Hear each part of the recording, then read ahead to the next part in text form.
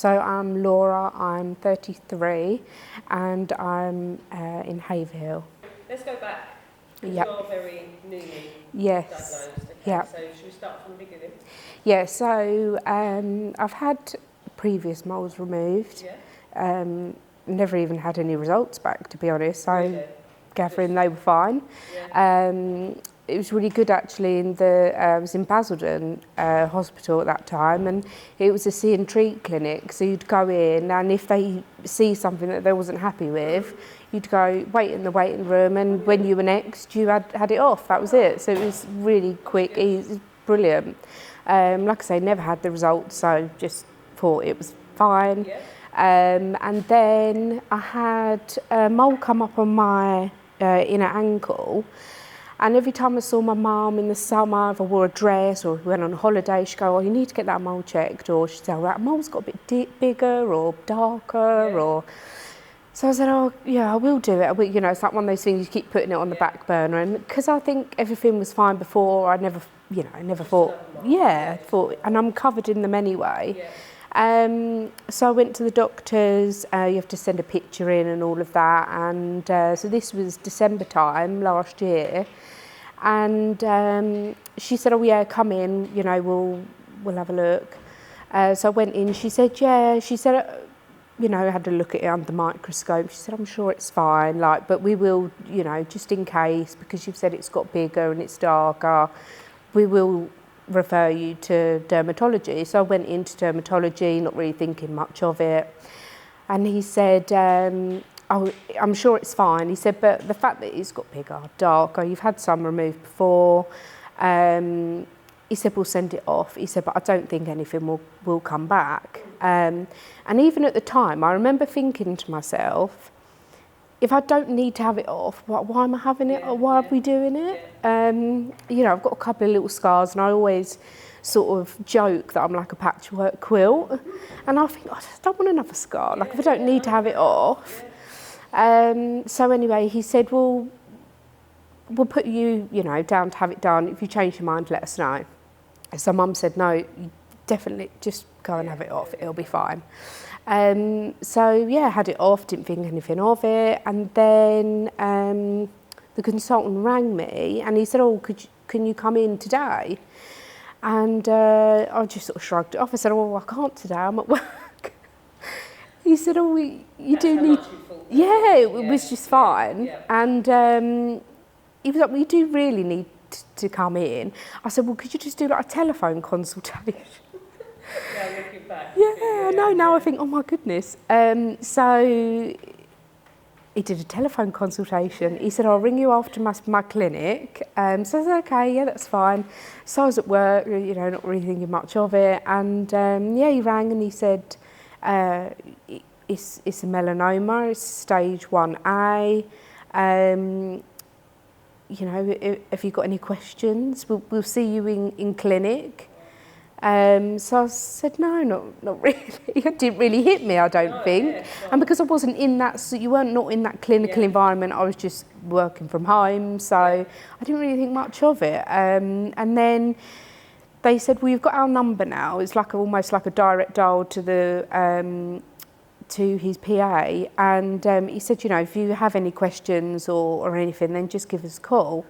So I think I sort of tried to process it overnight, and then people ask questions, and I thought, okay, I have actually now got some questions, so I need to ask them. So I rang up the next day and I just said, you know, like about having my like other moles checked. I said I've got other moles, and I think even probably from your, you know, looking at your journey, I think then I saw about the lymph node check, and you know, only obviously manually checking, but I thought, oh, I didn't know that even existed. So I went in the following week, and he checked over my moles and he checked the lymph node in the area, and he said, no, everything looks fine. Have you got any concerns? So I had a couple that I was worried about, and he said, no, I think they're fine. But I think in the back of your head, you're always thinking, but you told me that about this one. So if this one's not fine, then how do you know them other ones aren't? Yeah. And I suppose, you know, they can't be master of all trades, but Yeah. you know, you just expect that they would look and so that has got characteristics, Yeah. or you know, it is. Rather than keep saying, I'm sure it's nothing. I'm sure it's We're gonna fine. take it off anyway. Yeah, and that's get all you that. hear. Yeah, I get You that. know, I get I'm that. sure Because it's then fine. every time you go in and they say that every time, you then relay back to them moments where you go, well, you said that the first time. Yeah, and, yeah. And it came back. So it's like almost they shouldn't really be saying, do you get what I mean? Yeah, They yeah. shouldn't say that. It should be like, we'll take it off just to, Yeah. like you just said, it's showing a little bit of sign, so we'll remove it. Yeah. So, yeah, then after that, he said, you'll come in, you'll have a consultation with a plastic surgeon. So went along for that a couple of weeks later. I mean, it's all been very quick, you know, since January was when I had the mole removed, and obviously we were now like end of March, I'd had it off, the wide local excision. Right, so you had it off. When did you have the first, like, it taken off first of all? Was that done quite quickly? Yeah, first week of January I had it taken off. And then how long did you have to wait for the wider excision to be done? In March. Yeah, that's Yeah. quite a wait, isn't it? Yeah, I suppose it is really when you think of it. Yeah. I think from when I got the results from removing the mole, I think then it was about 4 weeks to have it taken, to have the wide excision. So I went in for that, and I think again I haven't really sort of been. I've probably taken it a bit in my stride really. I've just gone along and gone in, and it was a day, you know, you just go into the day stay unit, and I was the last one. I was waiting around all day. It was like 4:30 in the afternoon. I'm still waiting. I finally go in, and he does it, and I had a bit of a meltdown on the table. I think because it was the realisation. Yeah. Yeah. So yeah, now I'm just over a week. Been having it dressed and changed. But yeah. So now moving forward, we're going to make me cry now, I'm just going to cry. Only because I know how that feels at the beginning. Yeah? So there's a lot of people in the room who obviously will absolutely know where you're coming from, because there's the beginning stage of it all. Oh my God, someone pass me a tissue. The beginning stage of it all is probably, I would say, the most scariest part, you know? And I did get it. Like, we all get it. So, like, obviously, yeah, when I just hear you talking about it, I remember what I was like right at the beginning. I think it's just very fresh at the moment. You know,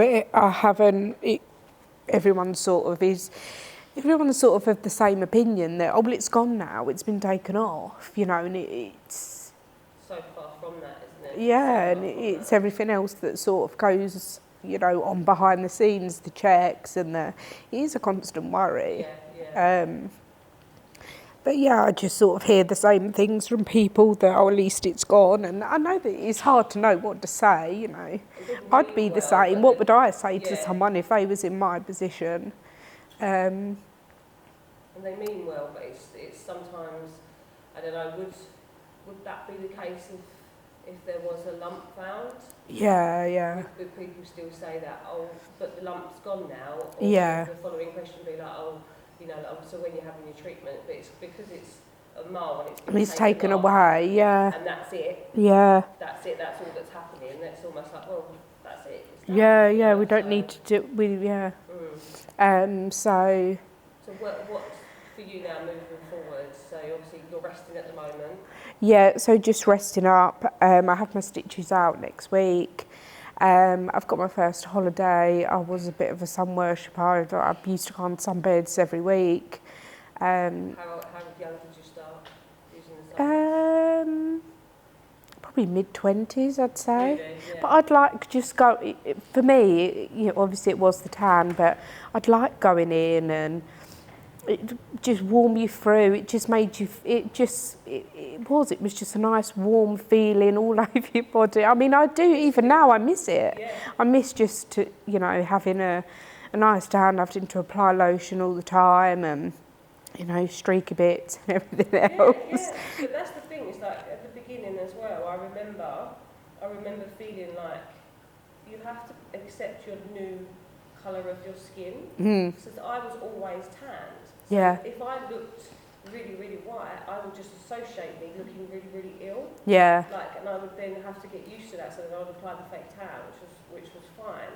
But then it was adjusting to. I mean, I was shocking at fake tan when I first Yeah, I started. know, yeah. It was absolutely shocking. Yeah. It's taken me years to build my confidence just in that alone. But no one really talks about. I loved having a sunbed. It was my thing every week. Yeah. Going there. It was my switch off time. I would I would lay on the bed, and I would be like, "This is my time." Yeah. You know, like, and I'd come out and I'd feel like, "Oh, this makes me feel really confident." Yeah, you know, yeah. stuff like that. So, I personally think there is definitely a fine line between people actually being addicted to sunbeds as well. Yeah. I do genuinely think that. And no one talks about the aftermath of having to stop going on them. Yeah, yeah. Like, because you genuinely miss it. And go, Yeah, yeah, no, I do. I know that feeling because I was a regular user as well. Yeah. But it does get easier, and then you do appreciate your skin a lot more. Yeah. Obviously, the emotions that are attached to obviously what you're going through now, you're like, it's just not worth it. Yeah, of course, yeah. It's just not worth it. And I think I've tried to put like a bit of a positive spin on it, you know, like going on holiday at the end of the month. I'm like, right, I'm going to buy myself a really nice summer hat. I'm going to have a matching bag to go with it. Yeah. You know, I'm going to try and make it as good as I can, because, you know, I'd go on holiday and my aim was to come back with a tan. I'd want people to go, oh, you've got a lovely tan, you've been away. Yeah, I'd love, you know, that was all, that, for me, that is part of a holiday. So do you think that moving forward now, because again, you're so early diagnosed, do you think that that's definitely going to be a hard part for you, is getting used to that new way of life?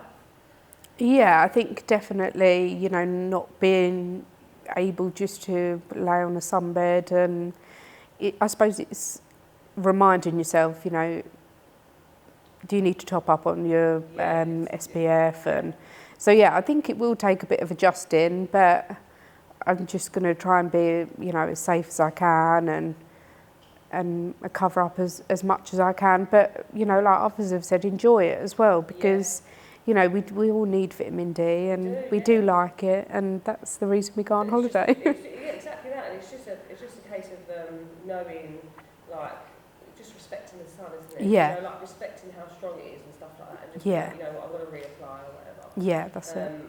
So how have they left it now then? So you got to go back and have the wider excision checked?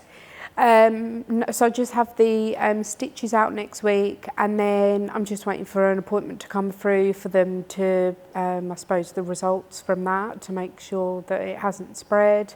It was a very thin melanoma, so they are hoping that, you know, that it hasn't. But then listening to other stories, I think mine was 0.4, and then there's other stories of people who've had lady's husband had 0.7, and you know, so although yes, it was thin, it was still a melanoma, and that's exactly that, and it still could be deadly. But then obviously you've got people over there that obviously that's 7 or 8 years in. Yeah, of course. I'm 5, yeah, so I think that's why it's been a bit emotional. Yeah, there's a mixed bag, isn't there? Yeah. A mixed bag. Well, coming from someone who has had 2 in the last 5 years, I can definitely tell you that it does get easier. Yeah. It does get easier. And that's why I got emotional, because I know at the beginning how hard it is. Yeah. And you'll be on a little bit of a journey, and there's so many different questions and things that will come up in your mind, and you will figure them out. Yeah. But having guys like these around Yeah, I you, must admit. finding that community, Yeah. that actually understand what you're going through.